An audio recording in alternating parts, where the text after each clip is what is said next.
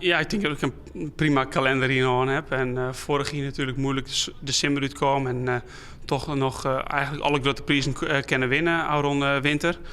Begin van het seizoen hier graag wat beter rijden wil dit jaar. En ik denk wel dat ik een tweede sterke helft van het seizoen zal hebben. Alleen dat valt net meer in dit jaar. Hè.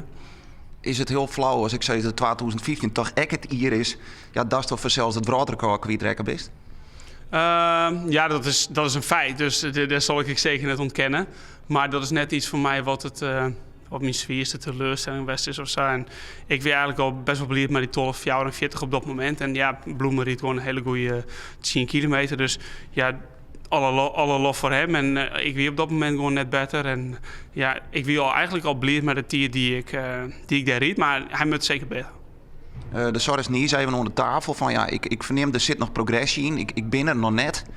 Hoe geduldig is Sven Kramer? Ja, net, totaal net. En dus heel vaak zint het meer natuurlijk net. En dan moest hij het vernemen en dat kost het heel veel tijd. En ja, die heb ik natuurlijk net. Ja, ik heb hem eigenlijk wel, maar ik neem hem net. En dat is soms natuurlijk wel frustrerend. Maar vorige week een goede 4 kilometer in. En ik denk wel dat ik een opgaande lijn te pakken heb. Hoe gost er daarmee om en hoe geduldig ben je nog richting die zelfs? Nou, ik denk dat het prima gaat. Ik heb natuurlijk inderdaad, maar de Oranje en de 400 en de 500 en de 400 zien is natuurlijk moeilijk.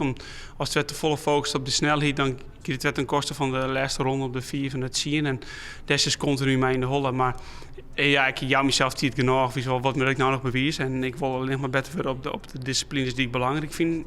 En voor mij is de route naar de volgende spelen het allerbelangrijkste. En ja, altijd een keer maar horden en stoten, ja, dan is dat net leuk op dat moment. Maar voor de lange termijn is dat helemaal niet erg.